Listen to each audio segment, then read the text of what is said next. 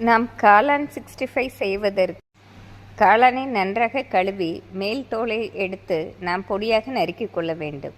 ஒரு பாத்திரத்தில் 1 கப் கடலை மாவு, 1/2 கப் அரிசி மாவு, 1/2 கப் கார்ன்ஃப்ளவர், தனி வத்தல் பொடி 1 ஸ்பூன், 1 ஸ்பூன் மல்லிப்பொடி, மஞ்சள் பொடி 1/2 ஸ்பூன், இஞ்சி பூண்டு விழுது 1 ஸ்பூன், உப்பு தேவையான அளவு, 2 ஸ்பூன் எலுமிச்சை சாறு. இவை அனைத்தையும் நாம் தண்ணீர் சேர்த்து கெட்டியாக மிக்ஸ் செய்ய வேண்டும். இதனுடன் நறுக்கிய காளானை போட்டு 1/2 மணி நேரம் மேரினேட் செய்து வைத்துக்கொள்ள வேண்டும்.